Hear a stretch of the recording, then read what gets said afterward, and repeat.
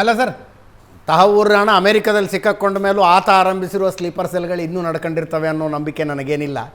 ಅವಾಗಲೇ ತಮ್ಮ ತಮ್ಮ ಮಾರ್ಗಗಳನ್ನು ಬದಲಾಯಿಸಿಕೊಂಡಿರ್ತವೆ. ವಿಂಗ್ ಕಮಾಂಡರ್ ಸುದರ್ಶನ್ ಸರ್, ಏನಾಗುತ್ತೆ ಈತ ಎಲ್ಲ ಮಾಹಿತಿ ಕೊಟ್ಟರೆ? ಅಂತಾರಾಷ್ಟ್ರೀಯ ವೇದಿಕೆಗಳಲ್ಲಿ ಪಾಕಿಸ್ತಾನವನ್ನು ಸಿಂಗಲ್ ಔಟ್ ಮಾಡೋಕ್ಕಾಗತ್ತಾ? ಇವರೇನು ರ್ಯಾಂಡಮ್ ಆಗಿ 166 ಜನಗಳ ಕಗ್ಗೊಲೆ ಮಾಡಿದ್ರಲ್ಲ, ಇವರ ಟಾರ್ಗೆಟ್ ಸಿಸ್ಟಮ್ ಇದಕ್ಕಿನ್ನೂ ಬಹಳ ಆಳವಾಗಿತ್ತು. ಒಂದು ತಹವೂರ್ ರಾಣಾನೇ ಖುದ್ದಾಗಿ ಬಂದು ಮುಂಬೈನಲ್ಲಿ ಪೋವಾಯಿ ಅಂತ ಒಂದು ಬೆಟ್ಟ ಇದೆ. ಹೌದು.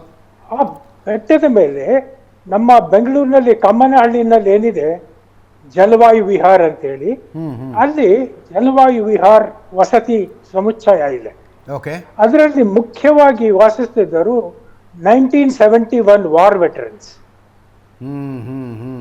ಸೊ ಇದು ಅವರ ಟಾರ್ಗೆಟ್ ಆಗಿತ್ತು. ಆದರೆ ಇದು ಅವರು ಎಲ್ಲಿ ಈ ಮೀನುಗಾರರ ಒಂದು ಸಮುಚ್ಚಯದಲ್ಲಿ ಇಳುಕೊಂಡ್ರು ಈ 10 ಜನ, ಅಲ್ಲಿಂದ 34 ಕಿಲೋಮೀಟರ್ ಇತ್ತು. ಇವರಿಗೆ ಏನು ವ್ಯವಸ್ಥೆ ಮಾಡಿಕೊಟ್ಟಿದ್ರಲ್ಲ, ಕಾರು ಅದು ಇದು ಎಲ್ಲಿಗೆ ಹೋಗ್ಬೇಕು, ಮ್ಯಾಪಿಂಗ್ ಡೈರೆಕ್ಷನ್ ಎಲ್ಲ, ಅದು ಈ ಒಂದು 10 ಜನ ಇವರಲ್ಲಿ ಯಾರು 30,000 ರೂಪಾಯಿ 40,000 ರೂಪಾಯಿ ಸಿಕ್ಕ ಒಂದು ಅವಿದ್ಯಾವಂತ ಹುಡುಗರು, ಅವರು brain washed. So brain washed what extent? ನೀವು ಸತ್ರೆ ನಿಮ್ಮ ಹೆಣಗಳಿಂದ ಸುವಾಸನೆ ಬರುತ್ತೆ ಅಂತ ಹೇಳಿದ್ರಂತೆ, ಅದನ್ನ ನಂಬ್ಕೊಂಡಿದ್ರಂತ. ಸುವಾಸನೆ ಬರುತ್ತೆ, ಈ 72 ಊರುಗಳಿಗೆ ಕನ್ಯರು ಸಿಗ್ತಾರೆ ಅಂತೇಳಿ.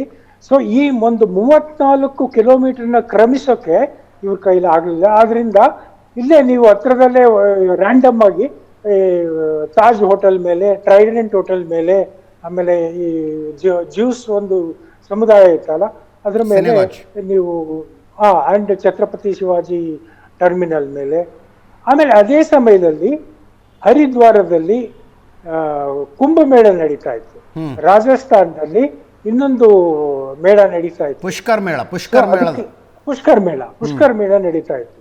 ಅದು it was a big impact target. ಹೌದು. ಬಟ್ ಈ ಕರ್ಕೊಂಡು ಬಂದವರೆಲ್ಲ ಅವರಿಗೆ ಅಷ್ಟೊಂದು ಜ್ಞಾನ ಇರಲಿಲ್ಲ. ಅವರು they are just enough to kill themselves within 10 kilometres radius. ಆ ಥರ ಒಂದು ಇದು ಪ್ಲಾನ್ ಮಾಡ್ಕೊಂಡಿದ್ರು. ಇದು ಅವರ ಪ್ಲಾನ್ ಪ್ರಕಾರ ಇದೆಲ್ಲ ನಡೆದಿದ್ರೆ ಬಹಳ ದೊಡ್ಡ ಅನಾಹುತನೇ ಆಗ್ತಾ ಇತ್ತು. ಒಂದು ದೇಶದಲ್ಲಿ ಈ ರೀತಿಯ ಭಯೋತ್ಪಾದಕ ದಾಳಿಗಳು ಎಷ್ಟಾದವು, ಯಾವಾಗ ಅದು ಮುಂದುವರೆದವೋ ಇಲ್ವೋ ಅನ್ನೋದು ಆ ದೇಶ ಹೆಂಗೆ ರಿಯಾಕ್ಟ್ ಮಾಡುತ್ತೆ ಅನ್ನೋದರ ಮೇಲೆ ಡಿಪೆಂಡ್ ಆಗಿರುತ್ತೆ. 9/11 ನಂತರ ಅಮೆರಿಕ ಏನೇನು ಕ್ರಮ ಕೈಗೊಂಡು ಜಗತ್ತು ನೋಡಿದೆ. ಯುದ್ಧವನ್ನು ಅಫ್ಘಾನಿಸ್ತಾನ ತನಕ ತಗೊಂಡು ಬಂದರು ಅವರು. ನೀವು ನಮ್ಮ ದೇಶಕ್ಕೆ ಬಂದು ಹೊಡೆದಿದ್ದೀರಿ ಅಂದರೆ ನಾವು ನಿಮ್ಮ ದೇಶಕ್ಕೆ ಬಂದು ಹೊಡಿತೀವಿ ಅಂತ. ಅದಾದ ನಂತರ ಅಮೆರಿಕದಲ್ಲಿ ಇಸ್ಲಾಮಿಕ್ ಭಯೋತ್ಪಾದಕತೆ ಅನ್ನೋದು ಇಲ್ಲ ಇವತ್ತು. ಹಾಗೆ ಭಾರತ ಕೂಡ ಒಂದು ಈ ರೀತಿಯ ಭಯೋತ್ಪಾದಕ ಕೃತ್ಯಗಳನ್ನು ಮಾಡಿದವ್ರನ್ನ ನೀವು ಎಲ್ಲಿದ್ದರೂ ನಾವು ಎಳ್ಕೊಂಡು ಬಂದು ನಮ್ಮ ಕಾನೂನಿನ ಪ್ರಕ್ರಿಯೆಗೆ ಒಳಪಡಿಸ್ತೀವಿ ಅನ್ನೋ ಸಂದೇಶ, ಮತ್ತೆ ನಮ್ಮ ದೇಶದೊಳಗೆ ಬಂದರೆ ನಾವು ಸರ್ಜಿಕಲ್ ಸ್ಟ್ರೈಕಾರು ಮಾಡ್ತೀವಿ, ಏರ್ ಸ್ಟ್ರೈಕಾರು ಮಾಡ್ತೀವಿ ಅನ್ನುವ ಸಂದೇಶ. ಅದು ಸದ್ಯದ ಮಟ್ಟಿಗೆ ಏನು ನಾವು ಭಾರತದಾದ್ಯಂತ ಒಂದು ಇಂಟರ್ನಲ್ ಸೆಕ್ಯೂರಿಟಿಯಲ್ಲಿ ಟೈಟ್ನೆಸ್ ನೋಡ್ತಾ ಇದ್ದೀವಲ್ಲ, ಅದಕ್ಕೆ ಕಾರಣ ಅಂತ ಅನ್ಸುತ್ತೆ ನನಗೆ. What do you feel sir, wing commander Sudarshan? ಖಂಡಿತ ಹೌದು. ಈಗ ನೋಡಿ, ದಿವಂಗತ ಜನರಲ್ ಬಿಪಿನ್ ರಾವತ್ ಒಂದು ಮಾತು ಹೇಳೋರು, India has to face 2.5 front. ಹೌದು. ಒಂದು ಫ್ರಂಟ್ ಪಶ್ಚಿಮದಲ್ಲಿದೆ, ಇನ್ನೊಂದು ಫ್ರಂಟ್ ಈಶಾನ್ಯದಲ್ಲಿದೆ. ಅಲ್ಲಿ 2 ದೇಶಗಳ ನಡುವೆ ಒಂದು LOC ಅಂತ ಇದೆ, LAC ಅಂತ ಇದೆ. ಅಲ್ಲಿ ಸಮವಸ್ತ್ರಧಾರಿ ಸೈನಿಕರು ಅದರ ರಕ್ಷಣೆಗೆ ನಿಂತಿದೆ. ಆದ್ರೆ ಈ 0.5 ಒಳಗೆಲ್ಲರಲ್ಲ, ಈ ನಗರ ನಕ್ಸಲರು, ಸ್ಲೀಪಿಂಗ್ ಸೆಲ್ಸ್, ವಿಶ್ವವಿದ್ಯಾಲಯಗಳಲ್ಲಿದ್ದಾರೆ, ರಾಜಕೀಯ ಪಕ್ಷಗಳಲ್ಲಿದ್ದಾರೆ. ಇವರನ್ನ ಯಾರು ನೋಡ್ಕೋಬೇಕು? ಆ ಒಂದು ವ್ಯವಸ್ಥೆ, ಆ ಒಂದು ಇಕೋಸಿಸ್ಟಮ್ ನಾವು ನಾಗರಿಕರಾಗಿ ನಾವು ಬೆಳೆಸ್ಕೋಬೇಕು. ನಾವು ಇದರ ಬಗ್ಗೆ ಎಚ್ಚರಿಕೆ ವಹಿಸಿ ಎಲ್ಲಿದ್ದಾರೆ ಅಂತ ಬಹಳ ಮುಕ್ತವಾಗಿ ಇವರ ಬಗ್ಗೆ ಮಾತಾಡಬೇಕು. ಆವಾಗ ಒಂದು ಟೈಟ್ನೆಸ್ ಬರುತ್ತೆ ವಿತ್ ಇಂಟರ್ನಲ್ ಸೆಕ್ಯೂರಿಟಿ. ಆ ಒಂದು ಟೈಟ್ನೆಸ್ ಇರಲಿಲ್ಲ, ತುಂಬಾ ವರ್ಷಗಳಿಂದ ಇರಲಿಲ್ಲ. ಈಗ ಅದರ ಪ್ರಜ್ಞೆ ನಮಗೆ ಬರ್ತಾ ಇದೆ.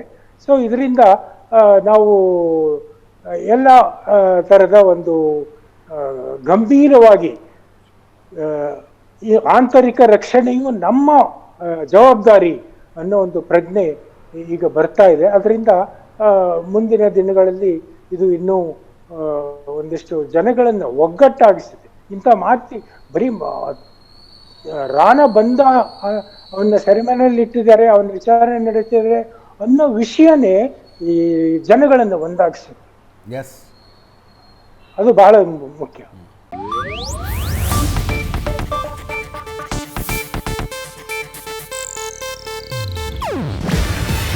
ಇದು ಏಷ್ಯಾನೆಟ್ ನ್ಯೂಸ್ ನೆಟ್ವರ್ಕ್ ಪ್ರಸ್ತುತಿ. ನೀವು ನೋಡ್ತಿದ್ದೀರಾ ಏಷ್ಯಾನೆಟ್ ಸುವರ್ಣ ನ್ಯೂಸ್.